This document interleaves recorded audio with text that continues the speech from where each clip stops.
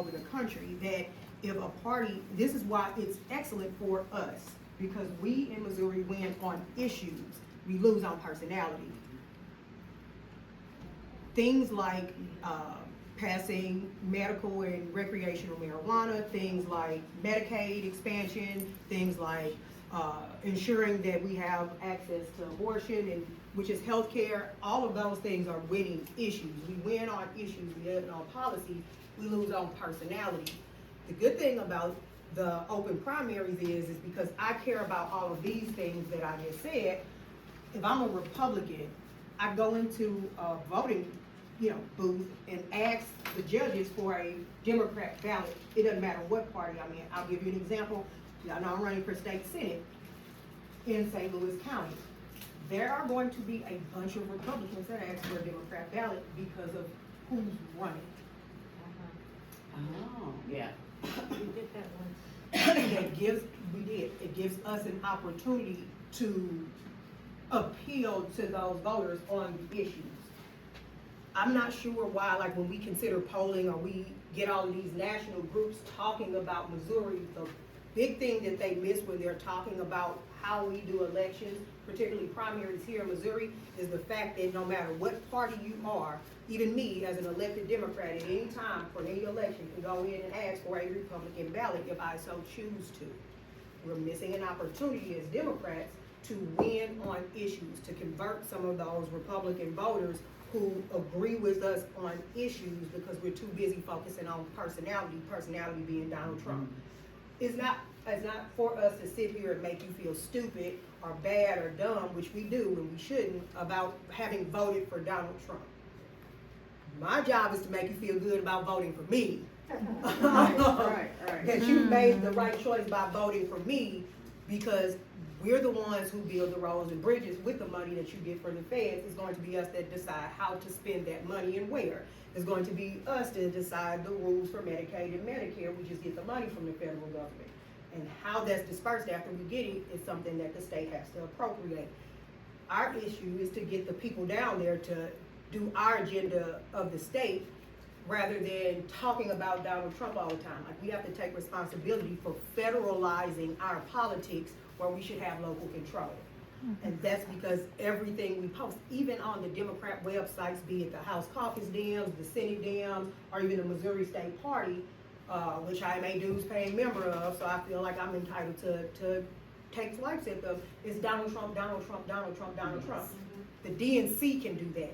We need to talk about Mike Kehoe and what agenda he's pushing. We have to start talking about what is it going to do for Missouri's disability community when they get rid of income tax. What is that going to do to our public schools? What is it going to do to our first responders? I want our first responders to come when we call the police. I do not want the National Guard to come. I don't want ICE to come. I don't want any federalized police, and neither do police here. Our local police, they don't want that either. So we have that burden to make sure that we are explaining in a way that is important to all voters what our issues are and that we are the people to meet their needs. And because this is a county committee, I guess I'm happy to hear any ideas that you all have as well on how do we do that, both in August and again in November, because there'll be some things on the ballot in August, not just the people, but the people are also important. What kind of people are we supporting in our primaries? Typically, we kind of stand back about, well, it's a Democrat, so we're going to step back. Republicans don't do that. They're going to put their money behind their strongest one, whether they're both Republicans or not, because they're going to need somebody to go down to that building and perform. Right. Have they committed some kind of crime? Or have they committed some manner of domestic violence or fraud? All of those things matter, and we can't be that big of a tent in the today of things, not the way we're talking, and rightly so, about Donald Trump and the Epstein list. All of these things matter. So it's time for us to, one, we're going to have to fight fire with fire and stop with the losing strategy. We have to stop with the losing strategy. This got me fired up. Good. That's what we need. Please not jump in. It's not a Raychel show. I'm just Well, county to county, like from St. Louis County to Boone, like there's a few bastions that we have. It's you all, Boone County, St. Louis County, Jackson County. We're hanging on to a little Greene County here about what they're trying and fighting. Those areas are flippable. So what can we all do as a state to make this work? Especially when we're talking about the city, because we filibuster and we can hold bills, and to understand what's important to our party, it cannot just be Donald Trump. So we're gonna set that over here. What do we need folks to know about Mike Kehoe, the floor leader, potential Senate leadership for these people, and how do we articulate that to our Republic? We are going to need their votes. So, jump in, please, please, please. You know, one of the things, I've been chair now for just a little over a year, but I've been with the Boone County Democrats since 2016. And one of the gentlemen that's probably our biggest rabble rouser, he keeps telling me, he said this, and I've been like, wow, about that. He keeps saying, it's time to say, vote Democrat. It's time to say, this is, a Democrat will support this and this and this, which is not saying against Trump, but like we're now planning the next No Kings rally, and we're trying to keep it at upper level messages. This is what fascism looks like. This is what fascism translates to you as a person. Now, at the No Kings, we can't say vote Democrat because that's not allowed, but it's bringing that down to the areas where it's affecting everybody. And how do you get people with, the white privilege to see that what's happening now at the national level, it's flowing down to the state level. It's gonna hit you too, honey. Yes, well, we can not call them fascists, Okay. Keep away from the. right? Like that's, because when is the last time you voted for someone who thought you were a bad fascist. person? Right. That's, now they may think fascist stuff, and we know that, but I need something I'm asking you for something. I don't wanna be right, I wanna be picked. Maybe to think about, people to think about their friends who have seen the suffering from Donald Trump, be it through healthcare, or be it through, all the different areas where his policies have affected your surrounding community. So I was listening to the governor of Oklahoma on the podcast, Yes. Governor Stitt. He said something that, as I heard it yesterday, I kept chewing on it. It seems to appropriate to say today. He's a person that, had he been here, is a vote that we can get. And what he said was, his children, or Oklahomans, they want the best health care, they want the best schools, yes, we all do. I'm not here to argue with you about the way in which we get it. Somebody's going down there to vote. I'm going to appeal to your sense of that. Republicans claim that they are for small government. They claim that they are about the Constitution. If these are the things that you're saying, let me appeal to your sense of that. If you are a small government Democrat, you don't want the federalization of your political party. You would be against the fact that Donald Trump called Missouri, telling Missouri what to do. I'm going to talk about what you say you want, but I'm going to talk about it because I hear you and I understand you. I don't want to fight you. I want to be your neighbor. Now again, if you vote for Donald Trump, that's your right, but in August, I need you to vote for me. I need you to vote for me. One election at a time. Let's take this one election at a time. Right now, your jobs are to make sure that our school districts, be it nonpartisan or not, but there are some Democrats running, we know they're Democrats about how they talk. I need you to focus on that. We'll get those out the way, because again, yes, on the national level, they're talking a lot, which is where we messed up, right? While they were funneling and getting people in there for school boards and all these other boards and commissions all over the country, we were still doing the electric slide because Obama had one. We were still dancing because Obama won. Then the Tea Party came Then all of these school boards got all of these Republicans on there. They started slowly but surely doing all of this stuff, and we were still talking about what? The president, instead of paying attention to our local government. Then we started hemorrhaging seats. We did not have an answer for the Tea Party. In the same way, we don't have an answer. There is no Democrat answer to Turning Point USA.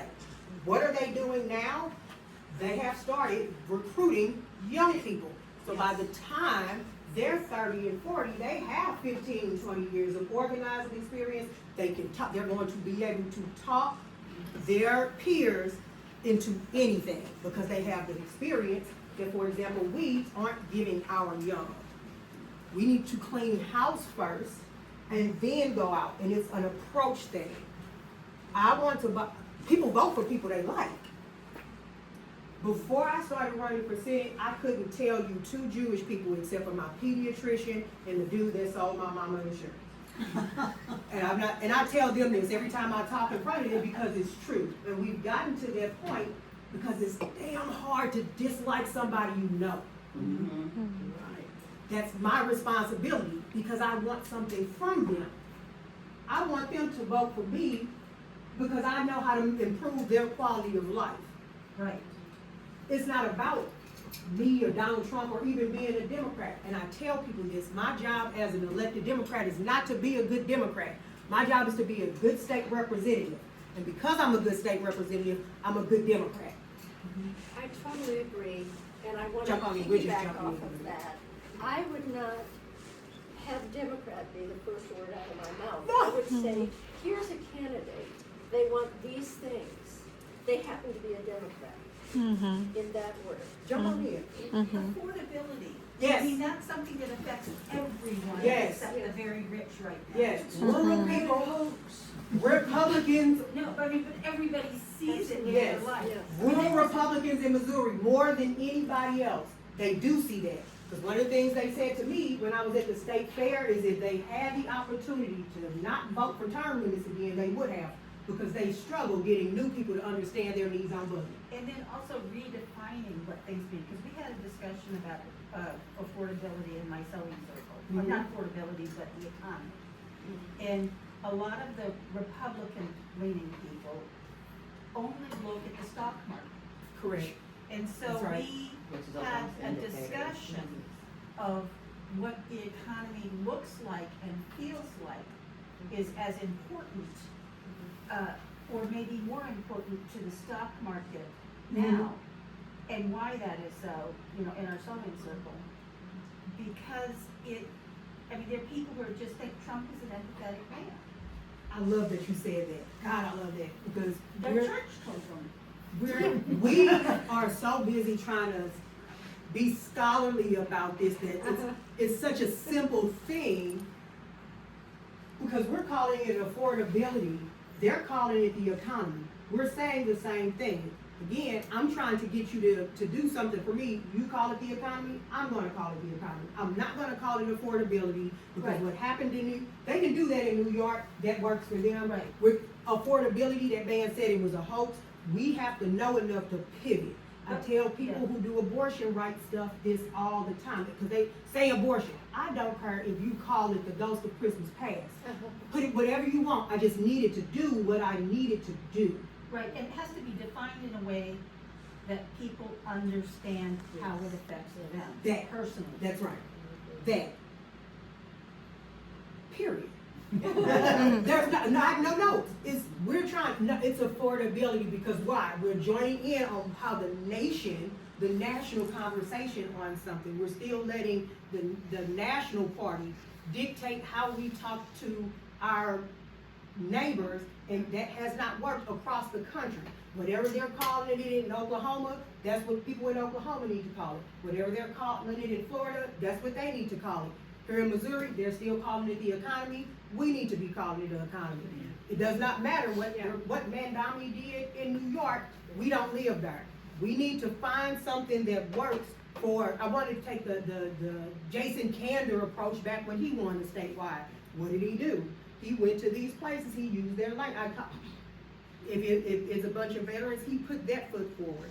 as a woman, when I go into these conversations with Republican women, I'm not about to get in their face about why you don't like women and that you support a rapist and I've made you feel bad. You turned it off. You don't like me. Yeah. It doesn't matter how much I am right. It doesn't matter what data. I mean, I'm not sitting in front of a dissertation committee. I want your vote because I want to improve the life of Missourians. What I do know about these women, whether we agree on that issue or not, is that you love your children. You love your children. I love your children too. I want your children to do good. Our children don't have to live like this. I agree. I also don't want people touching and looking at my children. On that much we agree. I'm going to find synergy with these people instead of making them feel like shit. That's the problem that we have in our messaging is that nanny boo boo, I'm better than you. You suck, you're going to hell, you hate people, you hate the. Right. Instead of being honest about how we got from one place to another. Our objective isn't to just offer ourselves as a sacrifice and think that we've done the work and then start calling folks stupid.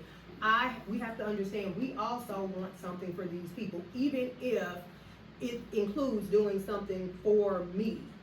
We have to remember that we're talking to our neighbors and that whatever they got going on TV, and I can tell you, Greg can tell you, for all of the partisan arguing going on, what you all don't see is that we go down to the bars with these people, hold their children, call them our nieces and nephews. That's the part that they're not going to show you on TV. And for us to come here and tell you that it's not like that, we're lying to you and we're part of the problem. These people are your neighbors and we need to talk to them like such. Now the second part of that is what else are the Republicans doing? Well, I want to go back to the Turning Point USA thing. Because just like the Tea Party, we need to find an answer for that. And we have to make our party look better than it is, cooler than it is. It's not so we look like a bunch of nerds talking about policy and data and numbers and what the research says, and nobody cares about that. This makes me so happy because, okay, so I'm gonna brag a little bit about what I did today. I'm a volunteer here with the Boone County Dems. Of course. And so, but one of the things that I've done since I've joined as a volunteer is create an outreach program for us to outreach to the community and like have the community actually interact with the actual politicians themselves so that they can have know a name and a face and actually have these real conversations like we're doing right now. Because I think a lot of the problem that we have going on right now is apathy in politics and people just not caring and feeling abandoned by the process in and of itself. I'm a big advocate for, I'm a second generation Colombian, so I was born and raised here, my mama was born and raised here, but I've also lived in Kansas City and St. Louis as well. And because of that, I believe that I'm a real proponent for bringing the I-70 corridor together, you know? I think that a lot of the division that we have in Missouri belongs on that I-70 corridor because of how Jeff City has played Kansas City and St. Louis. Sure. And I also believe that if we brought that I-70 corridor together, I was telling Deb about this earlier, if we brought that I-70 corridor together with I-55 South, right? All those black people down in the Bootville, bring those people into the process because they're apathetic too and they've been. Yeah, those are also very much my key voters. Yes. Them black people in St. Louis. Yes, for sure. St. Louis County, City. yeah, for sure. St. Louis City too. Yes. You had former state senators who Yes. were super black with black and Muslim names that took that ballot for Mike Kehoe. Yeah. Not just because he's from St. Louis, it's because Mike Kehoe talked to black folks. Yeah. And what he did when we first met, this is the funniest story, golly. When I first met, so Mike Kehoe and my state senator, whose seat I'm running for, they're close, which is a good thing. You want that. You can disagree on issues, and they do, but it's one person that can sign a bill into law, and we don't get another. So, but they're close. So when Senator Williams calls the now governor to St. Louis, he was the lieutenant governor at the time, he comes. I mean, it's home, but he comes. Which is what you want. You want the governor, somebody, if you have a senator that can call the governor to come to see what's going on, which you all have, because y'all have Mizzou, you use that. That's a good thing. We're there, the governor's giving his spiel about being from St. Louis, blah, blah, blah, blah. And he's very good, the Senator Williams, but he's very good about remembering names. He'll call you by your name, he'll know. I get the governor this. You tell me your name, every time he sees you, call you by your name. Seriously. He's a cornbread. That's right, he sure is. He sure He's all is. here in Columbia. He Right here in damn sure is. Columbia. That's funny. Not being right a here, stereotype, but that makes sense. That He check. right here in Columbia, You yeah. remember your name. Yep. So he turns to me as he's talking about being raised by a single mother and being from St. Louis and having to take public transit. He turns to me and says, "Yeah, Rachel, because you know," so there's something, whatever it was. And I'm like, "I'm sorry, Mr. Lieutenant Governor. I grew up in a two-parent household, and I don't ride public transit." And his face just flushed red. We're not gonna connect on it. All of us ain't poor, Lieutenant Governor. But he tried it, right? He tried to. Now, with a lot of us, if we're being honest, that would have been a way that works. It just didn't work with me. But I see what he was trying to do, and damn, he tried it. And if it was anybody else, anywhere else, it was. That man shot a commercial in Beta, which is in St. Louis City, which is the Oh, I know. where he's from. That's where he's from. Now, what he didn't say, it was before integration and when he was little, it looked a certain way. That's not what St. Louis has heard. The man went and shot a commercial out in the hood. Now, he didn't grow up in the hood. It wasn't hood when because he went to private school. Right. He didn't say that. He just, oh, I know who house that's. There are people in St. Louis. That's my cousin's house. He stand there and went to the hood and shot a TV commercial. Our candidate didn't do that. He wanted all of the votes. He understood that in November, anybody can vote for anybody. He understood that. That's what he appealed to. You got to sit back sometime and watch. Why is this working? Why are they so, like, people hate the terrorists, people hate that why do they hate all these things that they defend Donald Trump the man? There's something to that in the approach to campaigning that we're not getting. We keep wanting to talk, we got the young lady running in my seat talking about all these relationships she thinks she has in the Capitol. Ain't no relationships in the Capitol, baby doll, but these ain't the people that's gonna send you here. You need relationships where these people vote. And if I say I've gotten to a place in my district that if I say it's bad, it's bad. When you have the chair of former chair, now secretary of the Libertarian Party, keeps a yard sign of mine and is on my campaign team to knock doors. Because I'm going to fight. Now, we're not going to talk about it. There are some things we don't agree with. I need the vote. We don't have a runoff system in Missouri. You can win an election by one vote. I need that. Then we get in here and we do the work. Then people see these policies are working. For as many mistakes as Bill Clinton did, that economy was soaring. Now, of course, we can nitpick it, but as far as being able to pay your bills and eat, which is what people cared about now, we can talk about the drugs, the super predators and all that other stuff, ancillary, and they do have an impact. But at the time, it wasn't a community that was not satisfied with the economy at that time. Now, a lot of the policies ended up causing the market to crash in 2008, but I digress. A lot of those things are the reason why we were able to go to college if you're a millennial and all of those other things. But what did he do to get that presidency? He played the saxophone and was cute. Real talk. Policy-wise, in the today of things, this is awful. Why do we have public safety policy that has baseball rules? Terrible. Why are we just giving subprime loans to people that in 20 years are going to cause it? All of that was awful. How did he win? With charisma, with being neighborly, by selling out Democrat policies on abortion.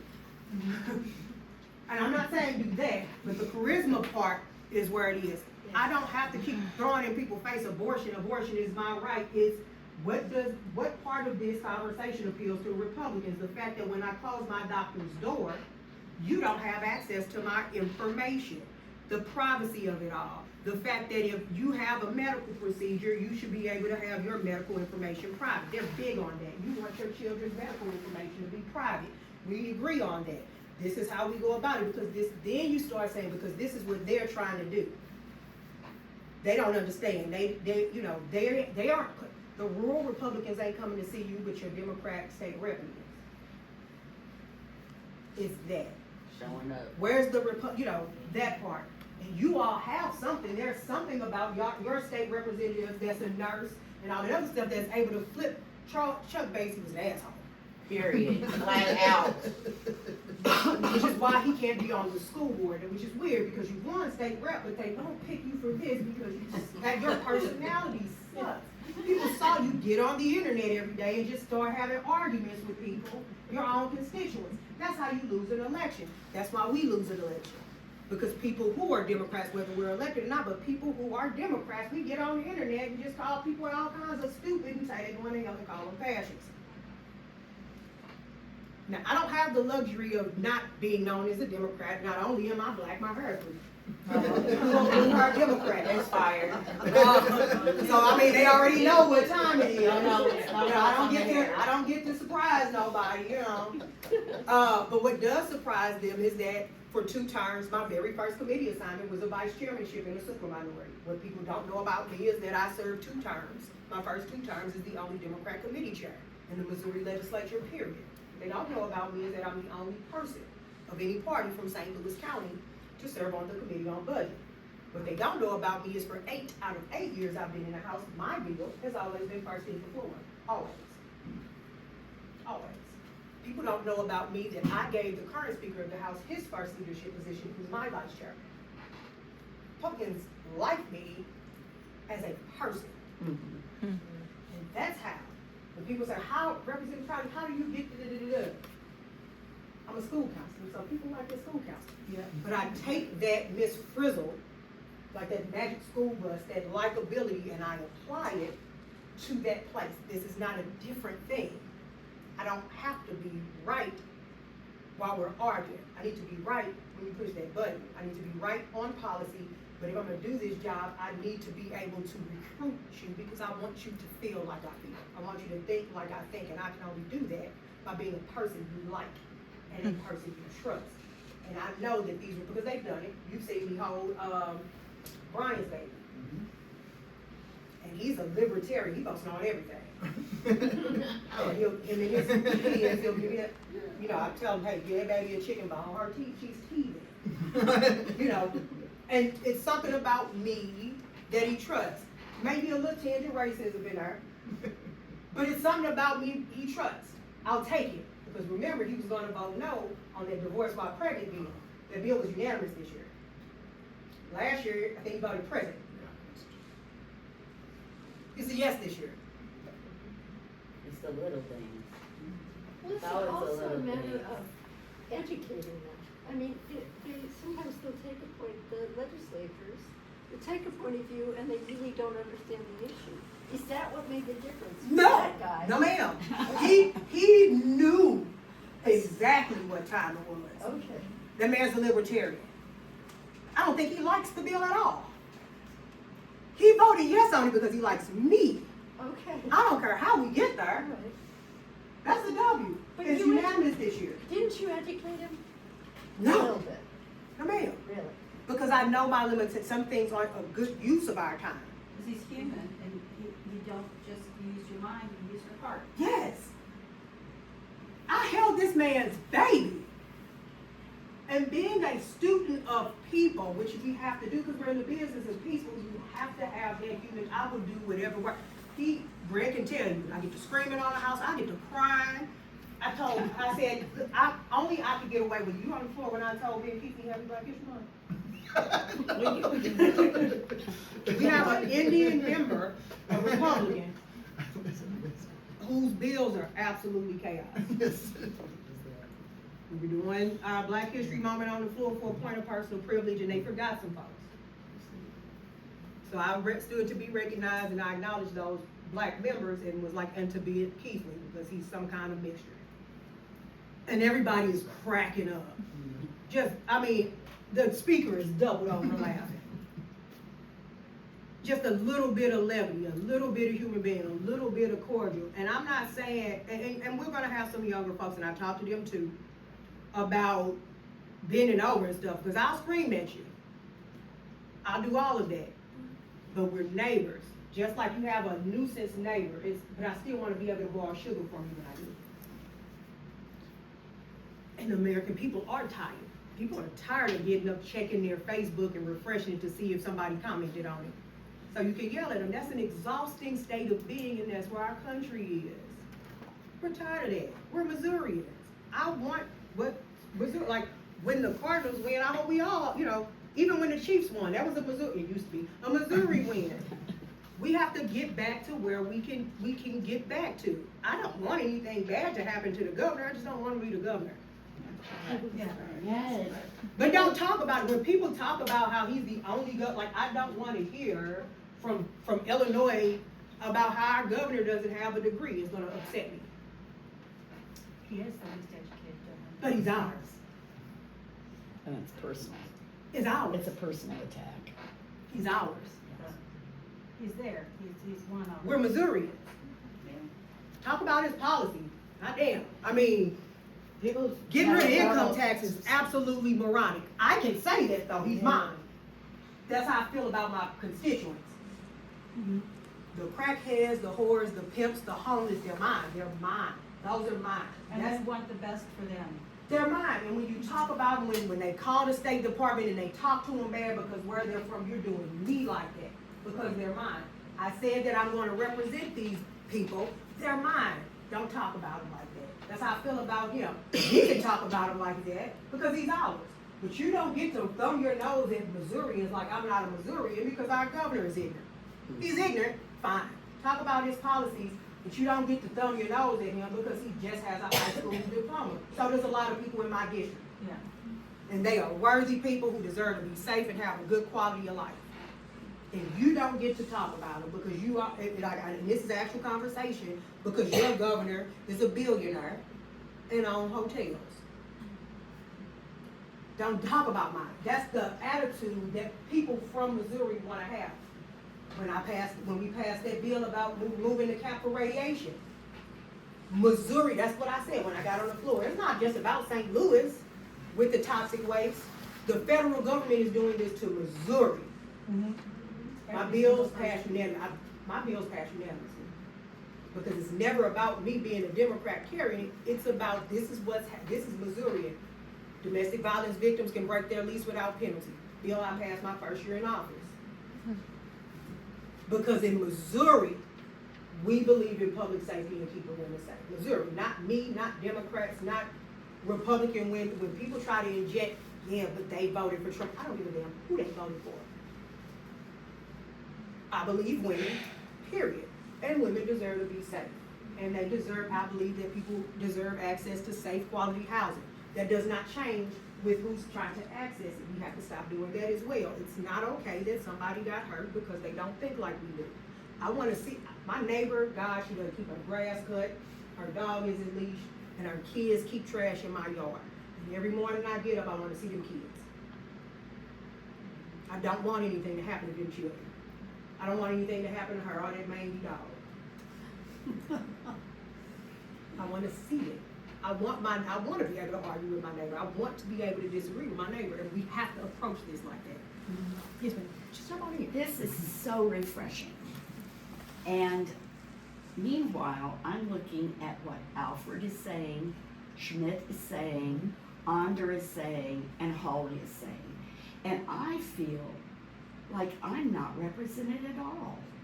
I don't feel like they care about me. At all. So, The money. yeah, so how do we approach that? So, I'm gonna be, ladies and Greg. And Carson. We're gonna have a little girl time and Greg and Martha. I'm a nurse, I'm used to it. Ladies, I'm trying to word this here because the child is here. I don't want to be like Rose. And he has to go out. Those people that you named are conventionally attractive. They're what? Conventionally attractive. Separate the Yes. policy. Yes, I and agree. the picture. They're young, on the relatively young end. They're They're not conventionally, bad looking. they're not bad looking. Yeah, they're not bad looking, if their heart doesn't show. That kind of man. Yeah. It's a thing.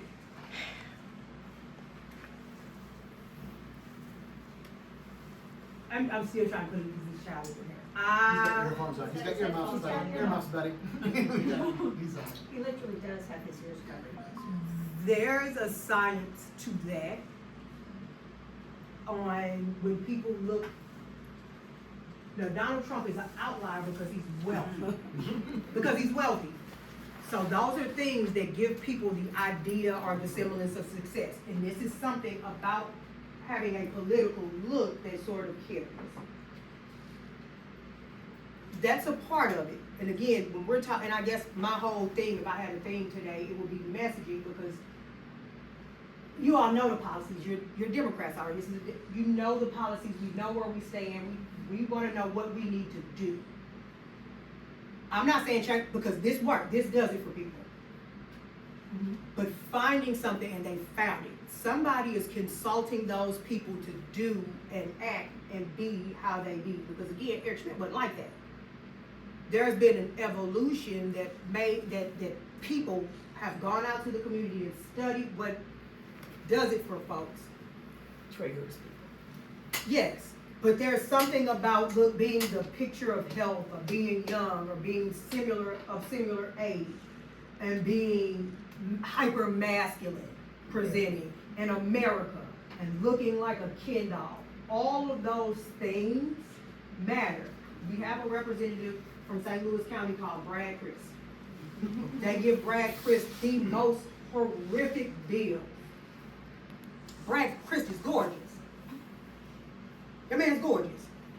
I don't think he grows body hair. He don't say much unless he's presenting a bill. He doesn't have to.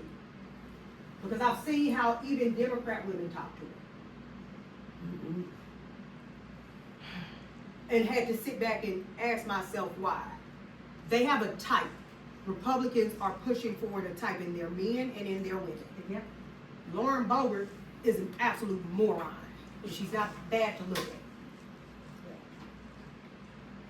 And if we were paying attention and really got into those 1,000 pages of Project 2025, there's a science to that, because it was the same science that Nazis used about appearance and health and fit. All of those things matter. Now I'll say this, where Democrats and Republicans kind of pivot. Democrats, we have a problem with gatekeeping that is going to destroy our party if we don't turn it loose. Our vice president is 41, Stephen Miller is 40. Right? You have, what's the girl's name, his communications person? Caroline Yeah, Levitt. she's in 20, yeah. 29. Yeah, right, yeah. Her press secretary. There's one of his fundraisers from Missouri. She's from St. Louis. She just turned 40. They're hitting these pots. They're appealing to their Big Balls was 19. The young lady who was the deputy Homeland Security, she was 29. She just resigned so she can run for U.S. Senate or Congress. They're getting their young. They're getting their young. So by the time they're 60, they have 20 years of experience our 60-year-olds won't have. Because we can't find a way in. I'm running against a 70-year-old man who had to resign for bank fraud when he was a state rep. That's my primary competition for my race. Say that one more time for the people. Say it again one more time. And not to shade him, he's a committee man, he's our state committee man, but he had to resign. He was a state rep, had to resign for bank fraud. And he's still running. Yes, sir. Democrats went through some things around 2008 that we don't talk about, but then we have to hold ourselves accountable for some of the things as a party that we're doing. Communication has got to be one of it. And Greg, you know this, in caucus, I brought this up about, Republicans talk about what Republicans do. We talk about what Republicans do. No one's talking about what we're doing. People really don't know, and it's because the party leadership is a bit stale. There is no reason for our national candidates to not have gone on those podcasts.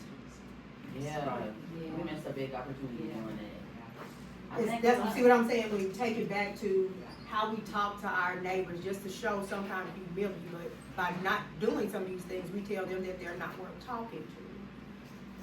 But we keep recycling the same 2 scoops people in our party. I absolutely adore our party chair. This isn't to shade him. I don't get, love him, thank him for what he's doing, but what we're doing isn't right. Like, The mail that I get from the National Party is not inspiring. they're gonna ask for money. I don't read it. I I mean, I must get 20, 30, 40 Yeah. emails a That's what- day. And I just Yep. click delete. I mean, I know who I'm talking about. Yep. And they're not, you know, whatever they're saying. It's what you they're just said, trying it's to all get you about to Trump, it's them money. saying, this is Right. what we wanna do. But the White House will send for Nick Schroeder, the senator from the second. Nick Schroeder, the one that was burning up books, Oh. they'll give him, our Republicans are winning awards, and not only are they winning awards, they're resigning from the state legislature to go get jobs with him. Because the relationship that our junior senator has forged with the president. One of the most powerful committees in the legislature, Jason Smith, is the chair of Ways and Means. The Republicans aren't flying over this or assuming they got it. They're picking these young men. Now Jason may not be the most masculine man, but he's a loyalist. And that's what they're doing. We aren't doing, I love Maxine Waters. I'm the state representative of our hometown of Kellogg.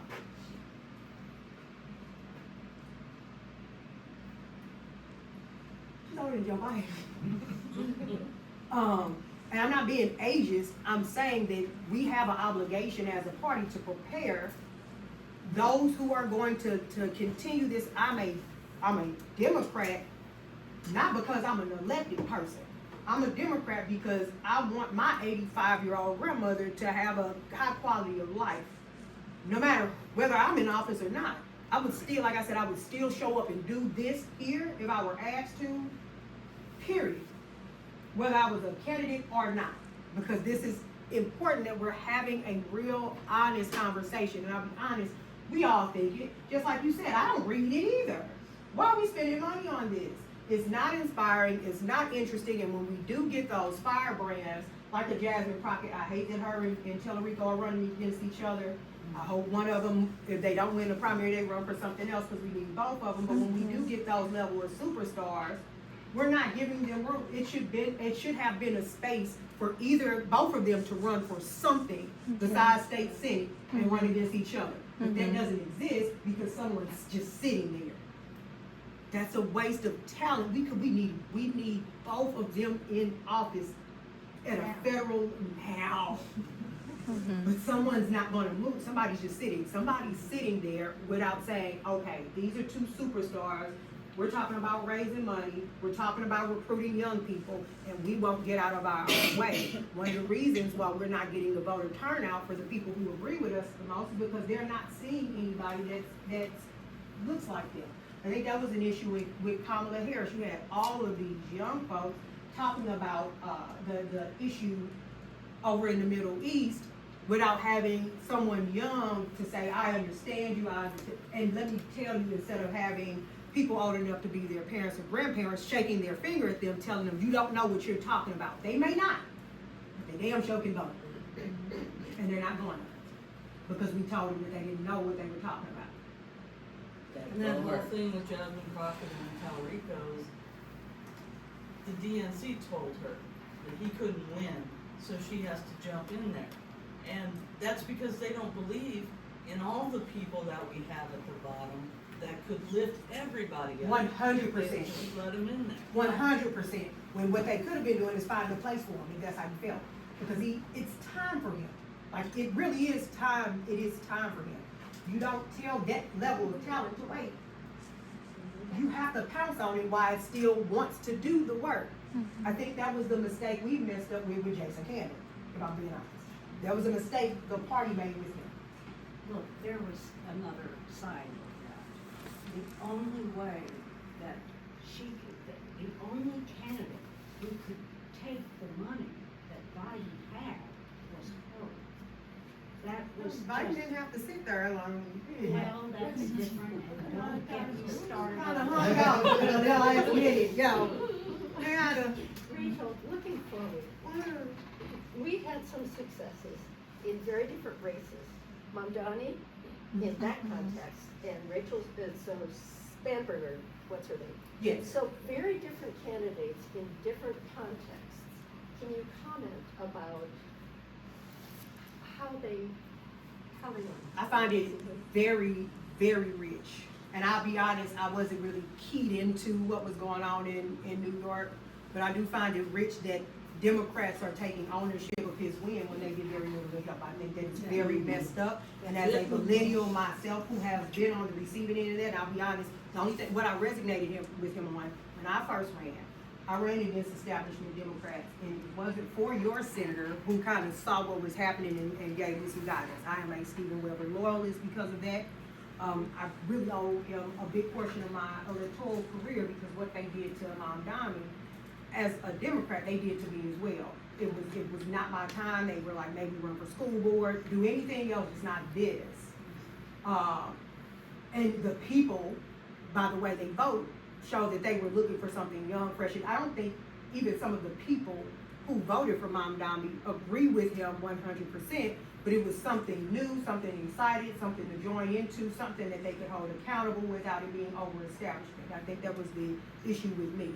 I take extreme issue with Democrats after he won, saying we won, that when he was seeking endorsement, even when it was clear that, even after he won the primary, we're Democrats. That's what we said. We told this young man, these were the rules, that if you won the primary as a Democrat, that the party will rally behind you. You are our candidate. And they did not do that.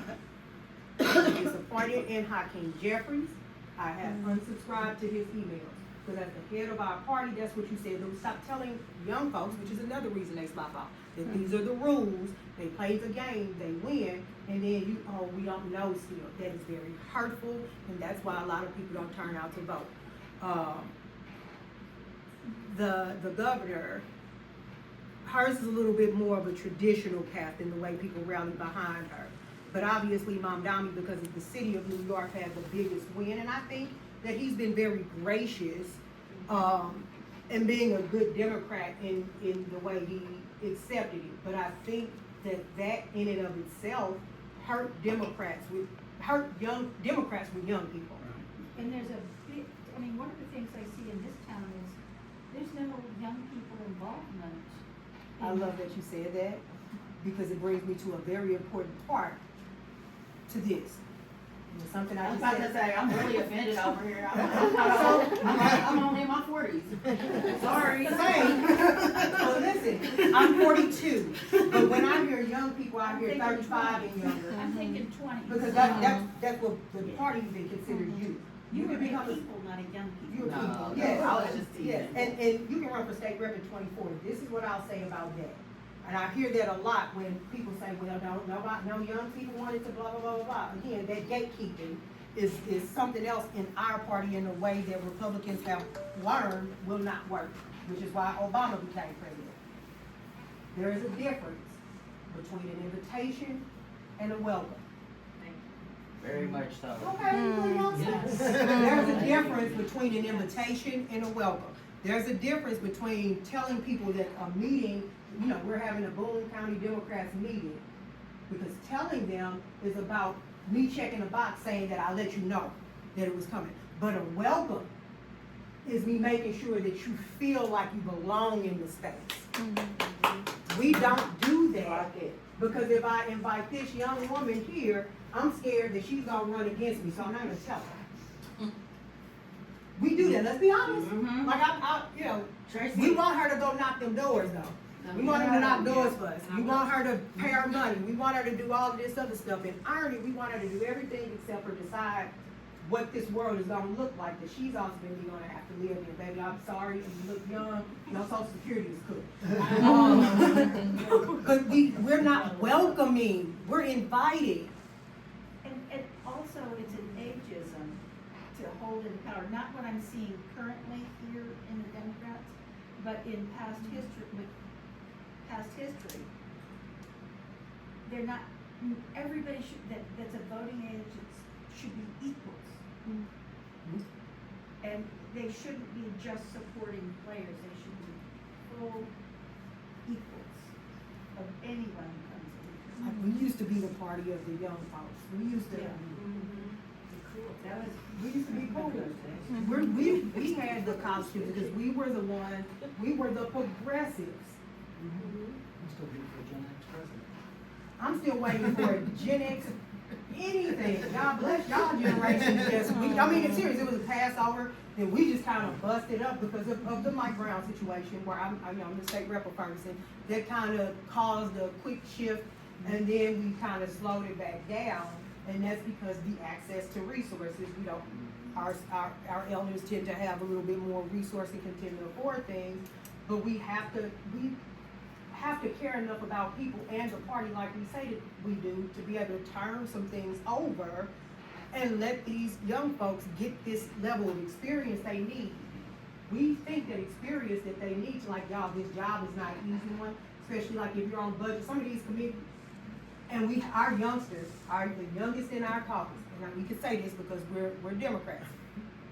The youngest members of our caucus, all three of them now, have gotten in trouble. And I'm really like, You don't think it's social media no, around him? no, it's us. Got it. They're our responsibility. Got it. And we did not give them the opportunity to learn how to be in these spaces before they got there. We failed them. There's like, What did they do? oh, one of them I can't tell you. The other two, There's another one I can't tell you. yeah. And then the one that was all over the place with the text messages. Those are our youngest three. Yeah. The youngest three. So no mention. Because again, if I help you, then it's going to, and we can be honest, it feels like, well, if I let you do it, then there's no space for me, and there's nobody taking solace or wanting, like, I want to be a mentor more than anything. Like, when I was a little kid, and I remember doing a Black History play, and they made us dress up like what we wanted to be, I wanted to be on the mother's board. I want to be a church mother so bad. I want to be an old lady so bad. I want to be one of those church ladies that tell you your skirt is a little too short and that you need on panties. I just live for that. But I want to be something that pours into the young people, and it's really my delight. I love God, these kids are so smart. They're so smart, but they don't have the guidance. And I see that even in the way that they fight on social media. So yeah, social media has a part in it, but instead of seeing the tenacity and the fight and the want to be a part of it and sending a message saying, hey, let's meet for coffee, or hey, why don't you come to this and talk to us, and sort of teaching them how to do this and preparing them when they turn 24 and older to run for state rep, we're not doing that. And we should be. That's what they're doing. I have a question. Okay, so when I was a teenager here in Columbia, I participated in a program with the Missouri Legislative Black Caucus back in the day. And I actually was like, we participated and we had like a whole event weekend, and we met with the legislature and we actually talked to them, and they taught us about what their jobs were, and we did all that. Where'd that go? Where The did that same go? people, some of the same people who are over it then are over it now. And ask them why they stopped. But had they passed it. Cause I did that like 2 years in a row as a teenager. I did that. It's still housed over in Kansas City somewhere, same people. Yeah, they did. The legislators I was have like, they came to changed the Columbia when foundation. I was a kid and did that. Ask David Tyson Smith. I might have to have that combo. Ask him. He right here. Is that like this fear of becoming obsolete? That's not what Karl Rove doing. Karl Rove, they are picking folks. The richest people in the planet, they're not doing it. They're picking people to do it. Young people who are going to be there for a while. And that's what we need to do so that she can have Social Security like most of us do. Right? Well, I probably could too. But we have to start thinking about like y'all. My grandmother is 85. She's 86 in May, and then she has worries that she does not deserve to have. Because 30 years ago, we didn't do this right. I don't want us to be here 20 years from now. Because we shouldn't have people who knowingly have cancer and are 70 dying in office. Come on, Democrats, we gotta do better than that. then we start this kerfuffle where we're spending all this money on elections we don't have to do. Why are people like, why are we doing this like this? I don't know what it is. I don't know why we do that. We have to stop that. Like, we have to have a serious conversation with and amongst Democrats to have answers for some of these things that are just working for them. And I keep going back to Turning Point USA because I promise you 20 years from now, that's gonna be our problem. Those are gonna be the kids that are in these offices in Congress, and our kids are just then be talking about running for committee man or committee woman and stuff. They're gonna be behind. They have committee people who are already in town. What can we do? What is it that we can do to? That's a good question. Greg, please. I have some, yeah, thank you so much. Thank you, Greg. Greg is walking here. Greg, I never tell Greg no. That's my buddy. Greg, let me brag on Greg for me. I'm gonna let you go. Greg is so wholesome and warm.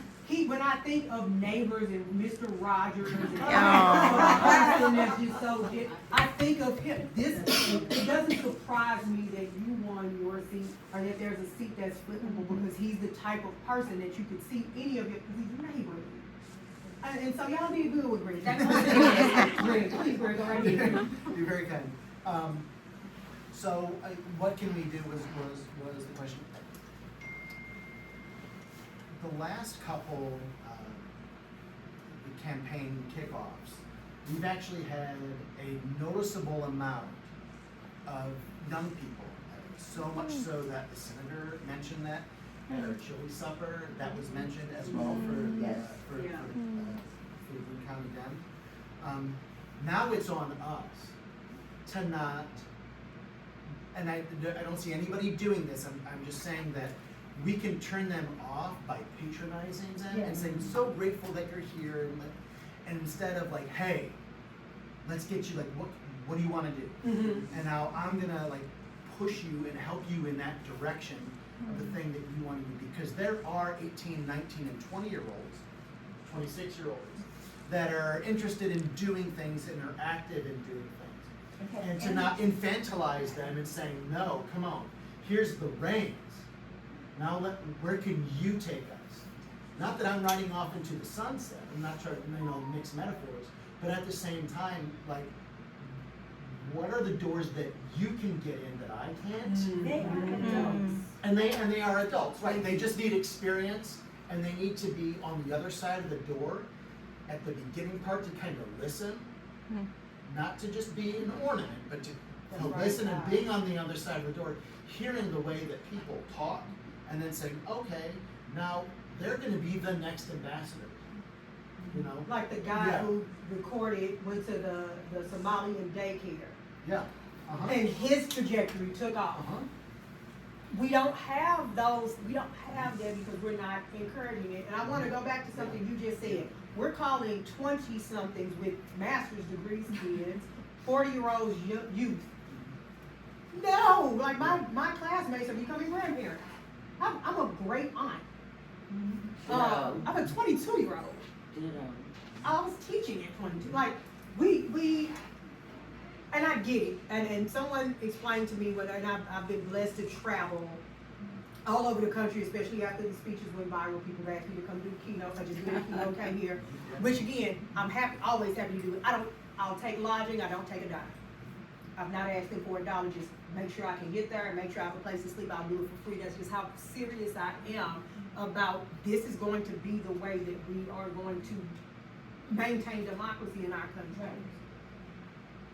But you're right, like treating them as if like their vote when they fill in their ballot counts just the same as ours do, and not to let them make them ornaments, but make them functional. If you pass the torch, you don't have to worry about the flame going out by being yanked from you. And then we have these three brilliant college boys are brilliant. They are so smart. 2 of them attorneys. Yeah, man, if I could take a belt to their backside, I would. Because they are making mistakes that a young person who is now in this seat of extreme privilege an extreme power being one of 194 out of 6.13 million is a hell of a job. And there was no, and is no guidance, because they, all three of them being is male. Where are the male Democrats who are older and have been state reps before? This isn't their first term. They've been, why aren't we pulling them to the side and taking them and but we're having all these different camps and stuff that people have to pay to attend, rather than making sure that who we have that happen to have been elected are prepared and ready to where when election time comes, it's not, look at what the Democrats are doing, you all can't even blah, blah, blah, blah. So all of that, and it starts really at a township level and making sure that they feel welcome and not just invited. Now, me with my little colorful hair, and I'm sure that the youth have seen me on their TikTok and on the social media. If I have to come back down here to hype them up and we have something tailored towards them, I would. But I can tell you, I have young kids from Columbia that have messaged me on Facebook before this about coming to St. Louis to knock doors. Great, but I need y'all here to knock doors. Where I live, we're going to have, like, my district is going to be a Democrat. I need to make sure that there are Democrats here. I don't want them to feel like they have to come to a hyper-urban core to be heard because they're a little bit more progressive. The progressiveness or not, and again, this is why we make it about them. My speech, where I walked up to her and talked to her, I made it about her. I want you to have a retirement. You're old enough to run. I want you to run for office. It's not about what I want it for you. I make it about her, not about even just the party. I recognize and realize she's the future of our party, but more importantly, I want her to have a retirement, damn it. She's gonna run my campaign first. Yeah. I'm about to say, Even better. You know what I mean? Even better. But after that, I think, she lives in your district, that should be her opportunity in 6 years when she's 30, which I think is a great age, for them legs to be down on that marble floor. Because she has this experience. You gotta speak it, that's what I'm saying. I want to speak it into them. I don't want her to just be a productive citizen. I want you to produce in this building, because my old ass needs to be at the house trying to figure it out. Like, I'm done here. I'm a great aunt. I want to go see them children. Like, I want that American dream for our youth. And right now, they're going to have to work forever. They're talking about 50-year mortgages, y'all. oh, that's, cars are $50,000 average. When I just got my car. Yeah, that's the yes, average $50,000 I went and got a year I for went and got a car. It's been a month yesterday. It's not. When people ask me if I wanted a 8-year, Yeah, they're doing like 8 and 10-year loans That's- for cars now. like, That's since how when did we yeah. start? Like, absolutely not. Why would I, Yeah. huh? Is that an 8-year? That's weird. And Yeah. the cars don't last that No, long. Correct. no. Huh? Like, I remember when 5 years was outrageous. Yeah. You get 3 years. That's crazy. Like, I'm 42, so it's not like I'm older. Oh. I remember when 5 years was just breathtaking. And it's that these young people, y'all, like, financially and stuff, they're going to struggle and they're not rich. And that's what we tell the young people. Like, I want you to have what I have, which is a gripe that, as a millennial, I know millennials and Gen Z, that's one of the things that we suffer with. Are we going to be able to afford a house? Are we going to be able to afford retirement? So when I talk to young people, I talk about that. Like, y'all, I share your experience. We're cooked as far as owning things in this American dream that everybody else talks about. I want them to have it. I do, like, we have to stop talking to them. Like Joe Biden, for example, Mr. Mark, talking about how he was able to pay for college working at a fast food place. Yeah, because college was the cost of a McDouble. Like, you know what I mean? Like, golly. I paid $270 a semester when I was a freshman at the University of Missouri. I paid Yeah. 87. $270. I paid 87. I hear these numbers, I hear the numbers and I'm laughing in my head because I worked at MU and you know how much